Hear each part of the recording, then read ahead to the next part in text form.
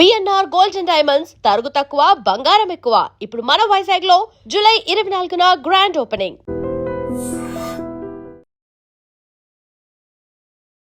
హైదరాబాద్కి చెందినటువంటి sky route aerospace విక్రమ్-1 పేరుతో రాకెట్ ని ప్రయోగించింది.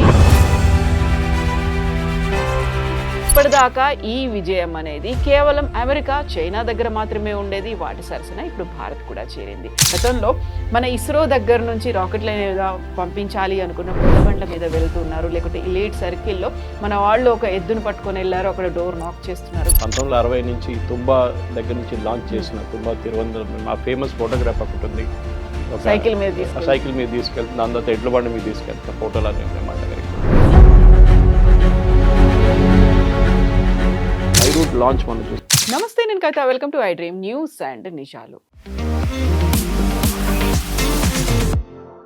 ప్రపంచంలో కొన్ని దేశాలకే పరిమితమైనటువంటి ఘనతని అంతరిక్షంలో భారతదేశం సాధించింది. అది కూడా భారతదేశంలో ఫర్ ద ఫస్ట్ టైం ఒక ప్రైవేట్ కంపెనీ లాంచ్ చేసినటువంటి రాకెట్ సురక్షితంగా, విజయవంతంగా కక్షలోకి చేరుకుంది. హైదరాబాద్కి చెందినటువంటి స్కై రూట్ ఏరోస్పేస్ విక్రమ్-1 పేరుతో రాకెట్ ని ప్రయోగించింది. ఇది భారతదేశంలో తొలి ప్రైవేట్ కంపెనీ. ఇప్పటిదాకా ఈ విజయం అనేది కేవలం అమెరికా, చైనా దగ్గర మాత్రమే ఉండేది. వాటి సరసన ఇప్పుడు భారత్ కూడా చేరింది. ఇన్నేళ్లలో భారత్ సాధించినటువంటి ప్రగతి ఏంటి, నెక్స్ట్ టార్గెట్స్ ఏం పెట్టుకుంది? స్కై రూట్ ఏరోస్పేస్ అయితే ప్రతి నెల ఒక రాకెట్ని మేము లాంచ్ చేస్తాము అనేది ఒక టార్గెట్గా పెట్టుకుంది. భారతదేశానికి కలిసి వచ్చినటువంటి అవకాశాలు ఏంటి? మనతో పాటుగా ఉన్నారు సీనియర్ జర్నలిస్ట్ సుయేష్ కొచ్చాతిల్ గారు. సార్ నమస్తే.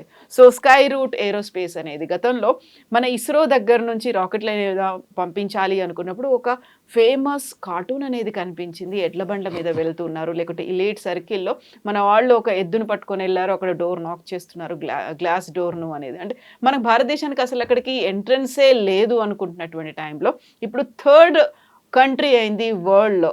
అమెరికా, చైనా తర్వాత భారతదేశం నిలిచింది. ఈ సక్సెస్ని ఎట్లా చూస్తున్నారు? మొన్న మోదీ గారు ఒక హైడ్రోజన్ ట్రైన్ని లాంచ్ చేశారు. అవును, జింద్ నుంచి సోనేపత్ దాకా 75 కిలోమీటర్లు. సో దీని గురించి మొన్న దూరదర్శన్లో ఒక డిస్కషన్ ఉండే, నన్ను పిలిచారు. I'm not an expert in the subject, కానీ నాకు తెలిసిన మటుకు రీసెర్చ్ చేసి నేను మాట్లాడాను దాని గురించి. 4 దేశాల దగ్గర ఈ టెక్నాలజీ ఉంది, హైడ్రోజన్తో రన్ అవ్వడం. చాలా సింపుల్ టెక్నాలజీ. సేమ్ టెక్నాలజీ మీరు హైడ్రోజన్ బాంబ్ వాడుకోవచ్చు with if you input uranium and nuclear technology into it. This is purely civilian purpose, only hydrogen. So మన దేశంలో ఏం చెప్తారు, ఒక సైంటిఫిక్ బెంట్ ఆఫ్ మైండ్ ఎప్పటి నుంచో ఉంది. సుశ్రుత టైం నుంచి, దానికన్నా ముందు మనం ఎప్పుడు చెప్తుంటాం జీరో అని చెప్తున్నాం. Concept of zero was invented by us అని. జీరో ఒకటే కాదు, క్యాల్కులస్ అండ్ హై అండ్ మ్యాథమెటిక్స్కి మా విలేజ్ నుంచి 6 కిలోమీటర్ దూరంలో there is a place called Irinjalakuda, where Madhava of Sangrama Gama, I think 16th century అనుకుంటా, he developed a Kerala school of mathematics. అది ఇప్పుడు కూడా మీరు ఇంటర్నేషనల్ యూనివర్సిటీస్లో మీకు కనిపిస్తుంది. ఐ థింక్ మన ప్రేక్షకులు గూగుల్ చేసుకుంటూ వస్తుంది, మాధవ సంగ్రమ గ్రామ, అడ్వాన్స్ మ్యాథమెటిక్స్. అది కూడా మన దీని మీద రాశారు, పామ్ లీవ్స్ మీద. ఆలోచించండి, అది ఇప్పుడు సైంటిస్ట్ తీసుకొని దాన్ని లాస్ట్ ఒక 10-15 ఇయర్స్ నుంచి రీసెర్చ్ చేసి, అది కూడా పోయిటరీ ఫార్మాట్లో, not even in typical text format, poetry ఫార్మాట్లో రాశారు. సో మన దగ్గర సైన్స్ అనేది ఐ థింక్ ఎప్పటి నుంచో మన దగ్గర మనకు ఉంది. మన దాంట్లో ఒక ఐఐటి వచ్చిన తర్వాతనో కానీ, బిట్స్ పిలాని లాంటి ఇన్స్టిట్యూషన్స్, లేకుంటే మిగతా ఇంజనీరింగ్ కాలేజ్, టాప్ కాలేజ్ వచ్చిన తర్వాత కాదు, you always had it in art. స్టెమ్లో మనకు ఒక చాలా మటుకు అడ్వాంటేజెస్ ఉన్నాయి ఇండియాకి. కానీ చాలా సంవత్సరాల నుంచి మన దగ్గర ఒక డ్రెయిన్ నడుస్తుంది. ఇక్కడి నుంచి యంగ్స్టర్స్ యూఎస్కి వెళ్తారు, అక్కడే సెటిల్ అయిపోతారు, తిరిగి రారు. అక్కడే అవకాశాలు బాగున్నాయి, మన దగ్గర అసలు దొరకట్లేవు, అలాంటి ఓపెనింగ్స్ కూడా లేవు అనేది. దానికి కారణాలు ఉన్నాయి. నరసింహారావు గారు ఎకానమీ ఓపెన్ అప్ చేసేదాకా మనకి ఎక్కువ ఆపర్చునిటీస్ లేకుండే, లైసెన్స్ రాజ్ నడుస్తుండే. రాహుల్ బజాజ్ చాలా ఫేమస్గా చెప్పారు, I use to cell third rate scooters, కానీ దానికి కూడా వెయిటింగ్ లిస్ట్ ఉన్నాయని చెప్పేసి. ఎందుకంటే ఆయనకు మొనోపలి ఉండే ఆ టైంలో. తర్వాత సెక్టర్ ఓపెన్ అప్ చేయడం, కైనెటెక్ కానీ మిగతా 2 వీలర్స్ వచ్చింది, కార్లు కూడా అంతే. సో మన దగ్గర కాంపిటీషన్ ఎప్పుడు ఎక్స్పోజ్ చేయలేదు. అది పబ్లిక్ సెక్టర్ కూడా అదే జరిగింది. నెహ్రూ టైం నుంచి, జవహర్లాల్ నెహ్రూ గారు స్టార్ట్ చేసిన టైం నుంచి పబ్లిక్ సెక్టర్ అండర్టేకింగ్ స్టార్ట్ చేశారు. చాలామంది HAL public sector Nehru start చేశారనుకుంటే కాదు. It was a part of before ఇండిపెండెన్సే అది ఉండే ఇన్స్టిట్యూషన్ ఉండే అనమాట ప్రైవేట్ సెక్టర్లో. తర్వాత దాన్ని గవర్నమెంట్ టేక్ ఓవర్ చేసుకున్నారు, హెచ్ఏఎల్ అని పేరు మార్చారు దాన్ని. I think it's Hirachand group, I think so, ఆ టైంలో బిఫోర్ ఇండిపెండెన్స్. తర్వాత మనం చూసాం బిహెచ్ఈఎల్ కానివ్వండి, ఈ చెప్పిన హెచ్ఏఎల్ కానివ్వండి, స్టీల్ కానీ, స్టీల్ అథారిటీ ఆఫ్ ఇండియా, చాలా మటుకు ఇస్రో ఇట్లాంటి ఇన్స్టిట్యూషన్ గవర్నమెంట్ సెటప్ చేశారు. కానీ అన్నిటికీ ఒక షెల్ఫ్ లైఫ్ ఉంటుంది. కొన్ని రోజుల తర్వాత చార్ల్స్ డార్విన్ చెప్పినట్ల, if you don't adapt then you'll die. Simple language. అది జురాసిక్ ఉండొచ్చు, అది జురాసిక్ ఎరాలో ఉన్న యానిమల్స్ ఉండొచ్చు. ఇప్పుడు కూడా మనం చాలా మటుకు కంపెనీస్ చూస్తున్నాం. ఒక time survival of the fittest survival of the fittest is what law of the jungle. అది దానికోసం elephant is not the king of the jungle, it is the lion. దాని కారణాలు ఉన్నాయి. దానికి బిగ్గెస్ట్ అనిమల్ ఎలిఫెంటే కదా, ఎలిఫెంట్ కావాలంటే కాలేదు. అజైల్ ఉండాలి, స్పీడ్ ఉండాలి, థింకింగ్ అబిలిటీ ఉండాలి.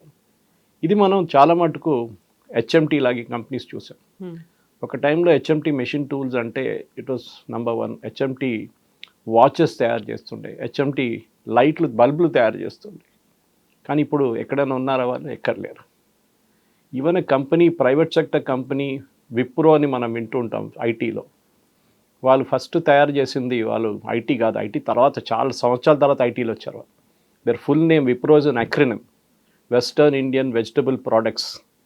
వాళ్ళు డాల్డా అమ్ముతుండే ముందు. They use to make bulbs, ఇప్పుడు కూడా చేస్తారు వాళ్ళు. సో అట్లాంటి కంపెనీస్ ప్రైవేట్ సెక్టర్లో కూడా రావడం మొదలైంది అప్పటి నుంచి అనమాట. తర్వాత ఏమైంది, slowly HMT diet, private sector take over చేసుకున్నారు. అది బజాజ్ ఉండొచ్చు, మిగతా కంపెనీస్ బల్బ్ తయారు చేయడం చాలా కంపెనీస్ వచ్చారు. టెక్నాలజీ కూడా మారిపోయింది. మన దగ్గర అంత దూరం వెళ్ళక్కర్లేదు.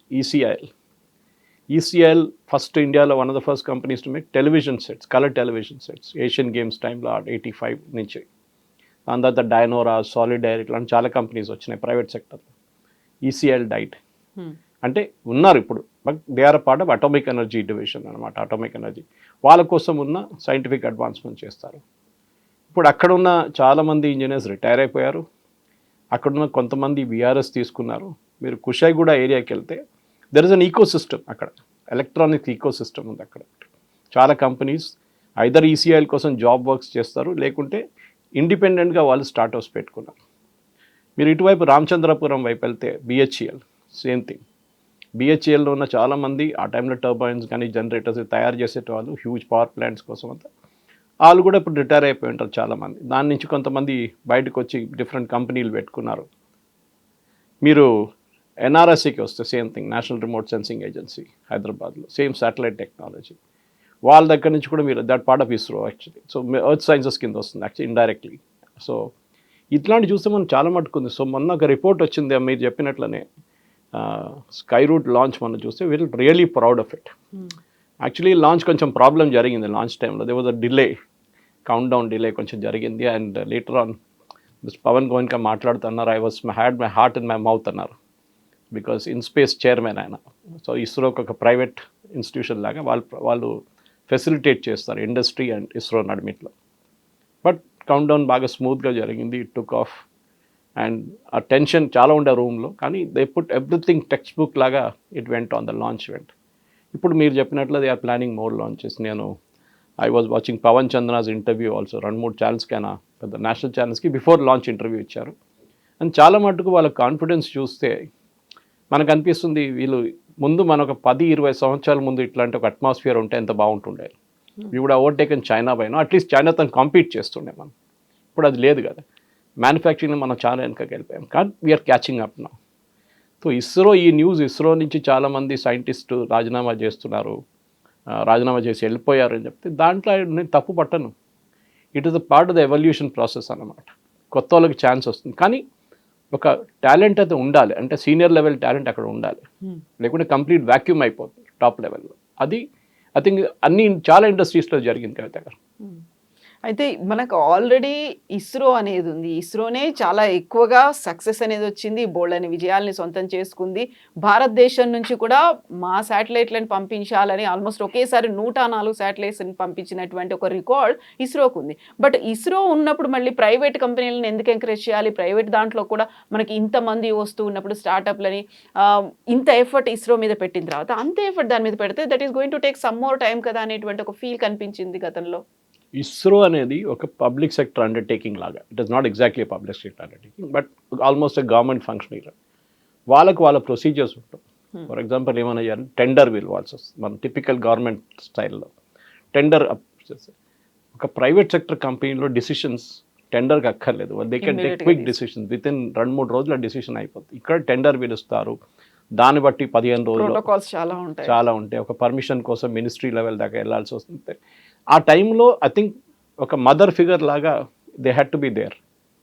మనం ఇదే కాన్సెప్ట్ మనం ఇంటర్నేషనల్ లెవెల్లో కూడా జరుగుతుంది. ఎవరు 2 పెద్ద ఏజెన్సీస్ ఉండే లాంచ్లో, ఒకటి నాసా, ఇంకోటి యూరోపియన్ స్పేస్ ఏజెన్సీ ఆరియాన్ అని చెప్పి వాళ్ళ దగ్గర పెద్ద రాకెట్ ఉండే. మనం కూడా చాలా మటుకు మన ఎర్లీ రాకెట్స్ అక్కడి నుంచి, మన శాటిలైట్స్ అక్కడి నుంచి పంపించాము, ఆరియాన్ నుంచి, ఎస్పెషలీ హెవీ శాటిలైట్స్. కానీ జరిగింది ఏంటంటే ఇప్పుడు నాసా చూడండి, ఒక టైంలో ఛాలెంజర్ ఉండే, ఎండెవర్ ఉండే, వాళ్ళ దగ్గర discovery, how many space shuttles they. ఇప్పుడు ఒక్క స్పేస్ షటిల్ లేదు. ఎందుకని అడిగితే టెక్నాలజీ మారిపోయింది. స్పేస్ షటిల్స్ అక్కర్లేదు.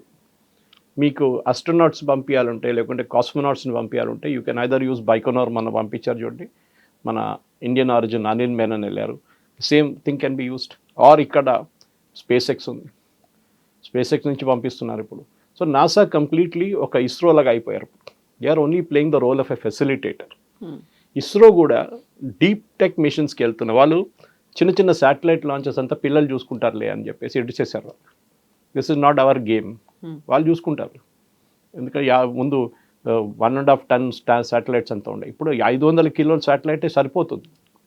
రేపు అది 250 కూడా కావచ్చు. ఎందుకంటే లైక్ ఎనీథింగ్ ఎల్స్, మన మొబైల్ ఫోన్ ముందు వచ్చినప్పుడు నాకు గుర్తుంది 98లో నా ఫస్ట్ మొబైల్ ఫోన్ తీసుకున్నప్పుడు JTM అని చెప్పి కంపెనీ ఉండే, వైర్లెస్ ప్రొవైడర్. నాది ఒక మోటరోలా ఉండే, ఒక చిన్న ఇటుకలాగా ఉండేది. దాంతో ఏమంతా కొడితే కూడా వాళ్ళు ఇంజరీ అవుతుంది, వాళ్ళు అంత థిక్ ఉండే ఫోన్ అనమాట. ఒకరోజు నా కార్ పైన పెట్టి మర్చిపోయాను, కార్ ఉంది, నడిపించుకుంటే వెళ్ళాను, పరేడ్ గ్రౌండ్లో చేరుకున్న తర్వాత చూసి అక్కడే ఉంది అది. సో దట్ కదలకుండా. So that has compress to mobile phone like this today. ఈ సైజ్కి వచ్చే, దీనికంటే చిన్నగా వచ్చేసింది టెక్నాలజీ, ఇంకా చాలా space. So satellites also same thing అనమాట. సో ఇప్పుడు ఇస్రో ఏం చేస్తున్నారు, వాళ్ళు సైన్స్ మిషన్స్కి వెళ్తున్నారు.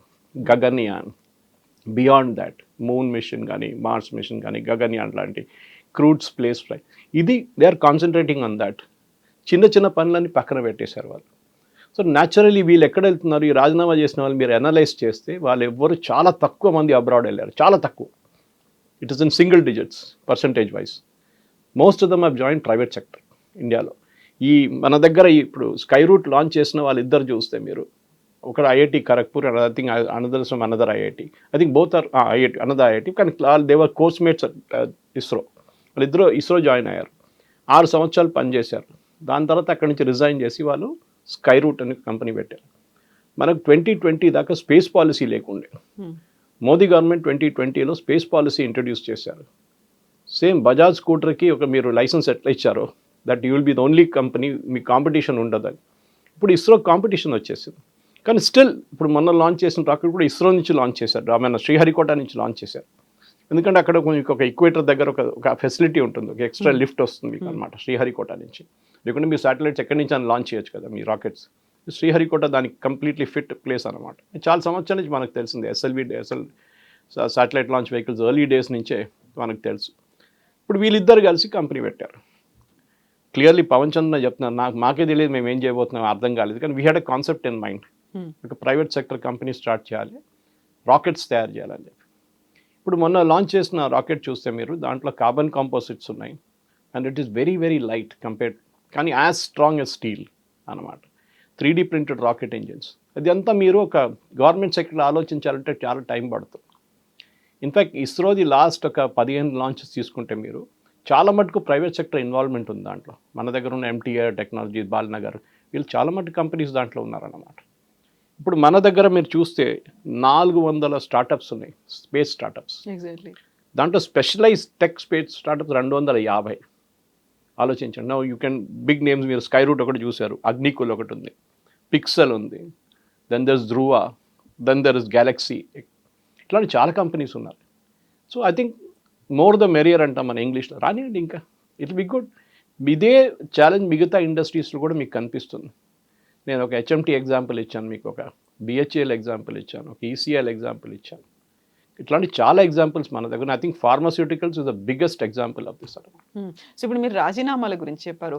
ఇస్రో నుంచి ఆల్మోస్ట్ 1 ఇయర్లోనే 120 మంది సైంటిస్టులు రాజీనామా చేశారు. బట్ వాళ్ళని రాజీనామా కానీ విఆర్ఎస్ కానీ తీసుకున్నారంటే అంత ఈజీగా యాక్సెప్ట్ చేయడానికి కూడా నాసా, ఇస్రో ఇప్పుడు ఒప్పుకోవట్లేదు. దానికి కూడా కొన్ని రూల్స్, రెగ్యులేషన్స్ ఇవన్నీ పెడుతోంది. వాళ్ళు ఏం చేస్తారు, ఎందుకు అనే దాంట్లో ఇంత ఎఫర్ట్ పెట్టారు. ఈ 120 సైంటిస్టులు కూడా గగన్యాన్ కోసం వర్క్ చేస్తున్నటువంటి సైంటిస్టులు ఫస్ట్ టైం ఒక మ్యాన్తో, అక్కడ మానవ సహితంగా ఒక రాకెట్ని అక్కడికి పంపించాలి అనే దాంతో స్టార్ట్ చేసినటువంటి గగన్యాన్ అది. దాంట్లోంచి 120 సైంటిస్టులు రిజైన్ చేయడం, లేకుంటే విఆర్ఎస్ తీసుకోవడం, అది కూడా స్పెసిఫిక్ రీజన్స్ మెన్షన్ చేస్తున్నారా లేదా, ఇవన్నీ కూడా మరి ఇస్రో దాని మీద అబ్జర్వ్ చేస్తోంది కదా.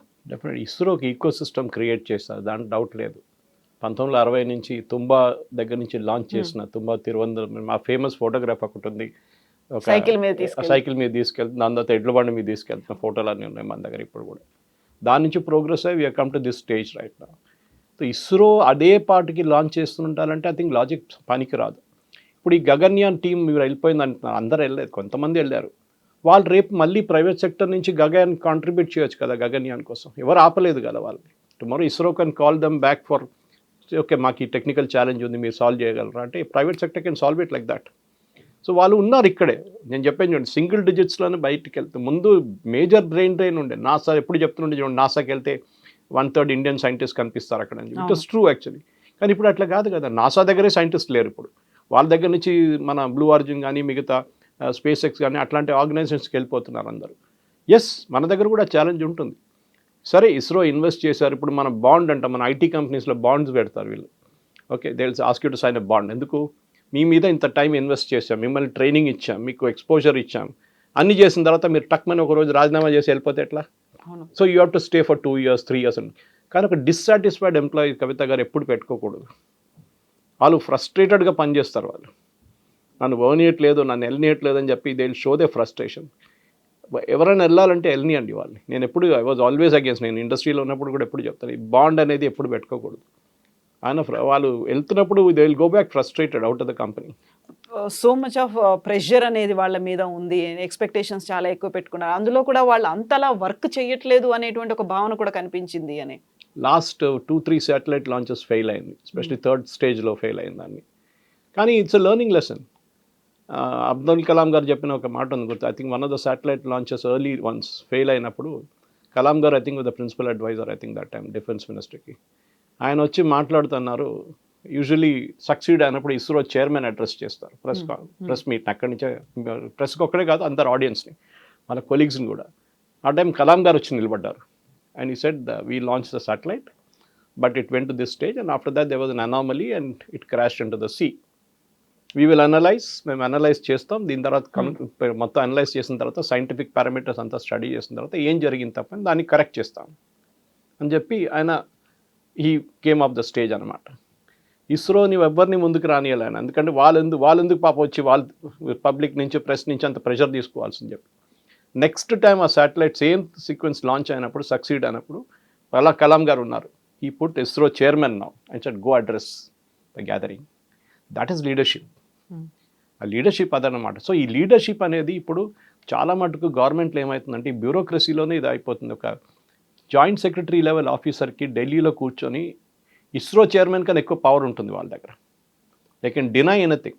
అది జార్జ్ ఫెర్నాండెస్ గారు చూపించారు ఒకసారి. ఆయన డిఫెన్స్ మినిస్టర్ ఉన్నప్పుడు ఈ డిఫెన్స్ వాళ్ళు ఎస్పెషల్లీ సియాచిన్ దగ్గర స్నో స్కూటర్స్ కావాలండే వాళ్ళకి. అది కాకుండా బూట్స్ లేవు, కోట్స్ లేవు వాళ్ళ దగ్గర వింటర్ కోసం, -30 -20 degreesలో. అడిగితే వీళ్ళు టెండర్ బిల్ వాళ్ళే. టెండర్ బిల్స్తే ఇండియాలో అట్లా లేదు స్నో స్కూటర్స్, బయట నుంచి తెప్పించుకోవాలి, కానీ మన దగ్గర ఇంపోర్ట్ పాలసీ లేదు, అది ఇది అని చెప్పి సంవత్సరాల పాటు పోస్ట్పోన్ చేశారు. దాంతో చాలామంది చనిపోయారు మన సైనికులు. జార్జ్ ఫెర్నాండెస్ గారు డిఫెన్స్ మినిస్టర్ అయిన వాడు ఏం చేశారు, నెక్స్ట్ వీక్ ఆయన ఈ joint secretary, under secretary, secretary అందరినీ సియాచిన్ పంపించారు. Go stay they for a week అన్నారు. అక్కడ వెళ్ళినప్పుడు వాళ్ళకి అర్థమైంది what is the practical problem. అక్కడ వాళ్ళు ఎట్లా బతుకుతున్నారు, ఎట్లా దీనికి ఇమ్మీడియట్గా వచ్చి ది ఆర్డర్డ్ ఎవ్రీథింగ్. అండ్ ఒక నెల లోపల కోట్స్ కానీ బూట్స్ కానీ వెళ్ళిపోయింది. దాని తర్వాత స్నో స్కూటర్స్ వచ్చాయి. అంటే మన గవర్నమెంట్ వైపు నుంచి బ్యూరోక్రసీని మార్చాలి. మోదీ గారు చాలా మటుకు చట్టాలు ఒకటే మార్చడం కాదు, చాలా పాత చట్టాలు తీసేశారు. అది కాకుండా ఈవెన్ బ్యూరోక్రసీని మార్చాలంటే ఇప్పుడు మన బుల్లెట్ ట్రైన్ ఆలోచించండి. ఇప్పుడు Hyderabad Pune, Hyderabad Chennai, Hyderabad Bengaluru. State government central government కలిసి పనిచేయకుండా కాదు. స్టేట్ గవర్నమెంట్ దగ్గర చెప్పాము మాకు 600 ఎకర్ ల్యాండ్ కావాలంటే నిన్ననే అది హైదరాబాద్లో దాన్ని సీల్ చేసి శంషాబాద్ దగ్గర ఇచ్చేస్తారు, అప్పగించేస్తారు. ఇంకో వారం లోపల హ్యాండ్ ఓవర్ చేస్తారు కావాలంటే. చేయొచ్చు. ఇదే మన వందే భారత్ ట్రైన్ ఇప్పుడు ఇంటెగ్రల్ కోచ్ ఫ్యాక్టరీ వాళ్ళు తయారు చేస్తున్నారు పెరంబూర్లో. మన దగ్గర టెక్నాలజీ ఉండే కానీ ట్రాక్స్ అప్గ్రేడేషన్ లేకుండే 180 దాకా వెళ్ళడానికి. ట్రాక్స్ ఒకసారి అప్గ్రేడ్ అయిన తర్వాత ఆటోమేటిక్లీ అది పికప్ అయింది. సో ఇదన్నీ మన దగ్గర చేయొచ్చు.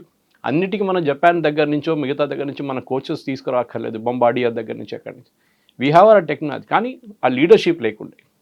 That look go head do it, మేము I will back you, fail అయితే ఫెయిల్ అవుతాం, నో ప్రాబ్లం. అదొక కెపాసిటీ ఉండాలి. అది నాకు I think the best example for us in హైదరాబాద్లో చూస్తే మీరు ఈ చెప్పిన పేర్ల కన్నా ఇంకోటి వాస్ ఐడిపిఎల్ అన్నమాట. ఐడిపిఎల్లో మనం చూసాం Indian drugs and pharmaceuticals limited. ఇప్పుడు కూడా బాల్నగర్లో ల్యాండ్ పక్క నుంచి వెళ్తున్నప్పుడు ఐ థింక్ నౌ దేస్ నిపిఆర్ అని చెప్పి ఒక ట్రైనింగ్ ఇన్స్టిట్యూట్ అంత ఉంది వాళ్ళకి. కానీ మిగతా అంతా షట్ డౌన్ అయిపోయింది. It is like a ghost town. చాలా మటుకు ల్యాండ్ కూడా గ్రాబ్ అయిపోయింది దాని నుంచి. కానీ IDPL was the birth place అనమాట. ఇప్పుడు హైదరాబాద్ ఇప్పుడు ఇండియాస్ వ్యాక్సిన్ క్యాపిటల్ అంటాం, డ్రగ్ క్యాపిటల్ అంటాము. దానికి చాలా మటుకు పెద్ద రీజన్ ఈజ్ ఐడిపిఎల్. మన అందరూ తెలిసింది ఐడిపిఎల్ ఒక టైం వచ్చిన తర్వాత జస్ట్ లైక్ ఇస్రో ఫెయిల్ అయిందని చెప్పట్లేదు, కానీ ఐడిపిఎల్ ఫెయిల్డ్. చాలా కారణాలు ఉన్నాయి దానికి. బ్యూరోక్రసీ కానివ్వండి, ఆ టైంలో లైసెన్స్ రాజు ఉండే, ఆ టైంలో మోటివేషన్ లేకుండే, గవర్నమెంట్ పర్మిషన్స్ లేకుండే, అక్కడ ఉన్న సైంటిస్ట్ ఫ్రస్ట్రేట్ అయిపోయారు. అక్కడి నుంచి బయటకు వచ్చిన వాళ్ళు ఏమేం చేశారు, మ్యాజిక్ షో చేశారు వీళ్ళందరూ.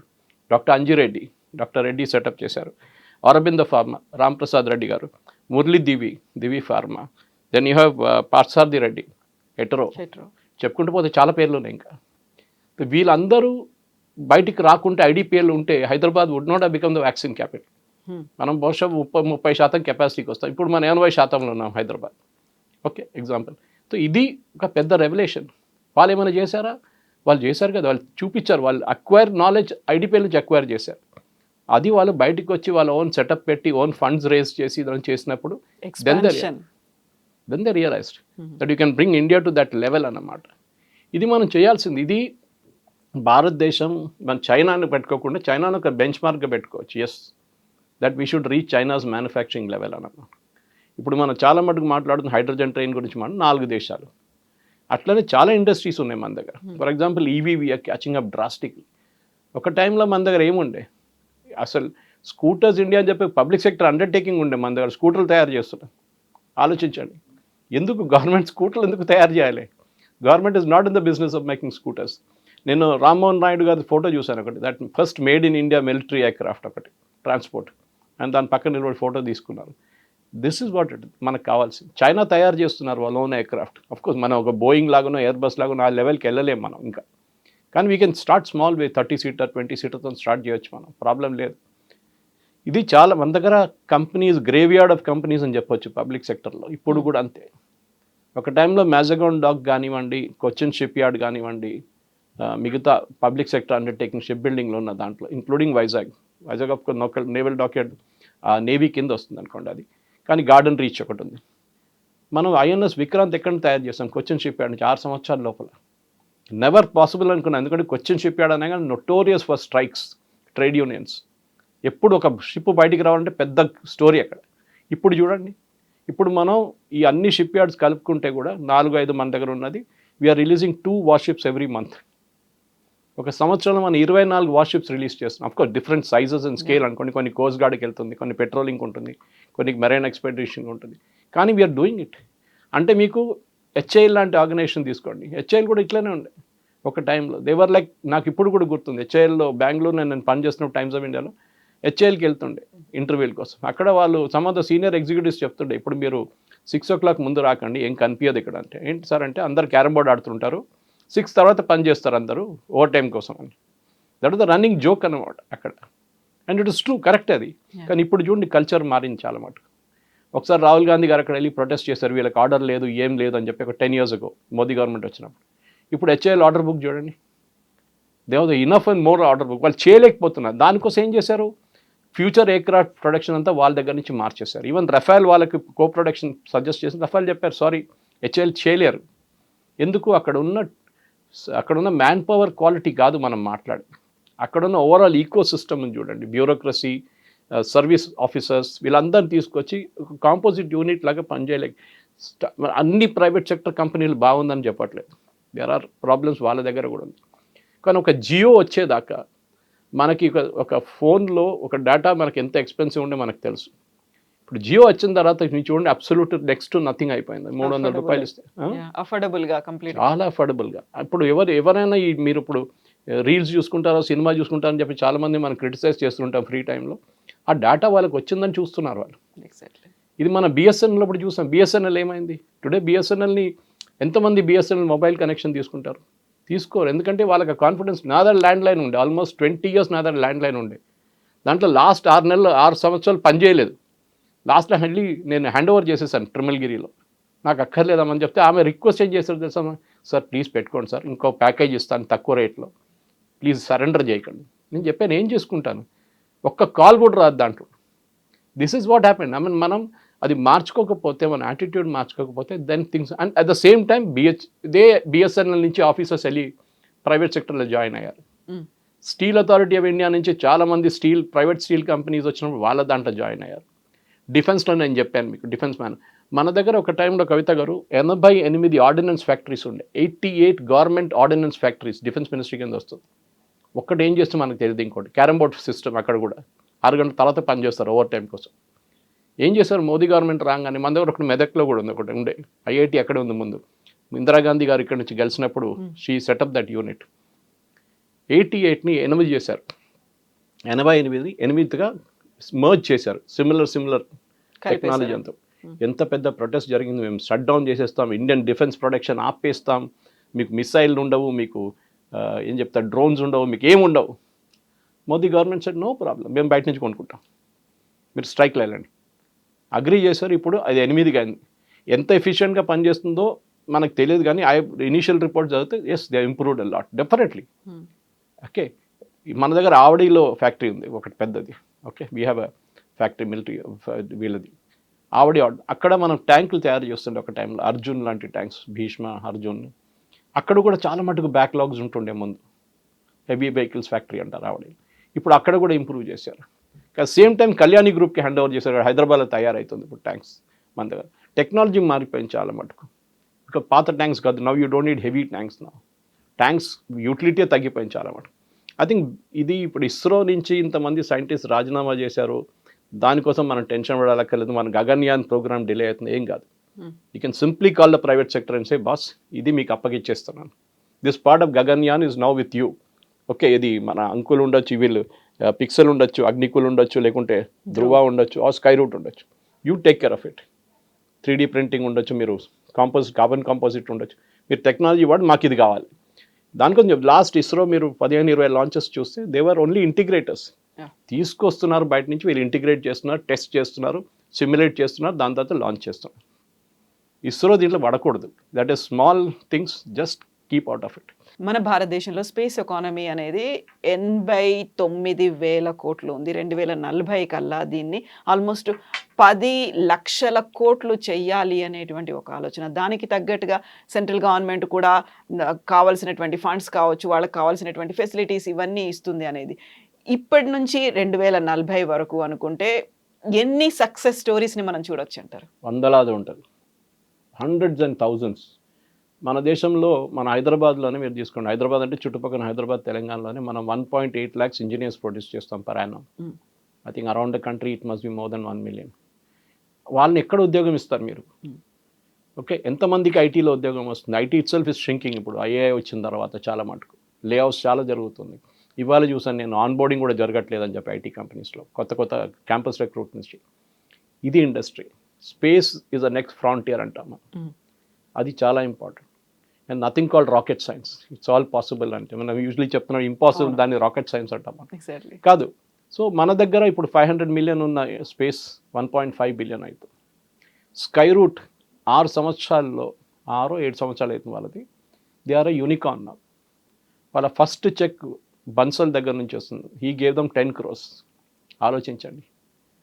అప్పుడు ఆయన ఇచ్చిన 10 కోట్లతోనే వీళ్ళ వాల్యుయేషన్ పెరిగింది. అక్కడి నుంచి వీళ్ళ 3 years వీళ్ళకి శాలరీ ఇవ్వడానికి వీళ్ళ కెపాసిటీ ఉంది. అక్కడ యావరేజ్ ఏజ్ ఇస్ 28 చెప్పాను చూడండి దీనికన్నా ముందు. 28. దెన్ ఆ ఎంతూజియాజం ఎంత ఉంటుంది? ఐఎమ్ 60+ కానీ ఆ ఎంతూజియాజం నా దగ్గర అంత తక్కువ ఉంటుంది. ఎందుకంటే ఎనర్జీ మనది అంత ఉండదు మనకి. ఒక కొత్త 25-year-old యాంకర్ వస్తేనే మాట్లాడు, వాళ్ళ ఎనర్జీ సపరేట్ ఉంటుంది, వాళ్ళకి ఐడియా సపరేట్ ఉంటుంది. They think out of the box అన్నమాట. అట్లాంటి యంగ్స్టర్స్ మనకి కావాలి. ఒకటి scientific thinking of mind, scientific bent of mind. ఇంకోటి ప్రాబ్లమ్ సాల్వింగ్ అబిలిటీ. ఏ ప్రాబ్లం మీ ముందు వస్తే అది సాల్వ్ చేయడానికి ఉన్న అబిలిటీ మీకు ఉండాలి. అండ్ అన్ఫర్గివింగ్ ప్లేస్ అంటారు ఎప్పుడు. ఎర్రర్స్ జరుగుతాయి, చాలా మటుకు జరిగింది. మన కల్పన చావ్లా చనిపోయిన ఆ మిషన్ మనకు తెలుసు వాట్ హ్యాపెండ్ దేర్. ఓకే, కానీ దానికన్నా ముందు ఎన్నో సక్సెస్ఫుల్ లాంచెస్ జరిగింది, ఎన్నో సక్సెస్ఫుల్ ల్యాండింగ్ జరిగింది, దాని తర్వాత కూడా జరిగింది. బట్ మనం అదొక్కటే గుర్తుపెట్టుకుంటాం. ఇప్పుడు మన దగ్గర కూడా ఫెయిలియర్ అయితే అప్పుడు ఇమీడియట్గా మీరు చూస్తారు, చాలామంది ఎడిటోరియల్ రాస్తారు, ఇస్రో ఇస్ ఫెయిలింగ్, అది 3rd stage 3 సార్లు ఫెయిల్ అయింది. ఓకే, నో ప్రాబ్లం, జరుగుతుంది, we can't help it, it's very unforgiving field. కానీ ఇప్పుడు ప్రైవేట్ సెక్టర్ వచ్చినప్పుడు ఏమవుతుందంటే వాళ్ళు ఫ్రెష్ మైండ్స్తో ఆపరేట్ చేస్తారు. 3D printed టెక్నాలజీ అని చేశారు, అది కాకుండా కార్బన్ కాంపోజిట్ యూజ్ చేశారని ఆయన చెప్తున్నారు, పవన్ చెప్పారు. That is a big thing. అది ఇస్రో చేయలేకపోయారు, చేస్తున్నారు కానీ వాళ్ళకి టైం పడుతుంది. అట్లాంటి let the private sector take over. ISRO only science mission మీద కాన్సన్ట్రేట్ చేయాలి, బిగ్ పెద్ద మిషన్స్ ఫర్ విచ్ ప్రైవేట్ సెక్టర్ని కూడా ఇన్వాల్వ్ చేసుకోవచ్చు. ఇది ఫ్యూచర్. మన యంగ్స్టర్స్కి, ఇప్పుడున్న కాలేజ్లో ఉన్న యంగ్స్టర్స్కి, నేను ఎప్పుడు కాలేజ్ లెక్చర్స్కి వెళ్తున్నప్పుడు గెస్ట్ లెక్చర్కి వెళ్తున్నప్పుడు చెప్తాను, నేను మీ ఒక్కరు కూడా ఉద్యోగం రాదని చెప్తాను. I think I will change my statement now. Yeah. మీకు ఉద్యోగం వస్తుంది కానీ space is the next venture. Yes, sir. Thank you so much. Thank you very much. Thank you.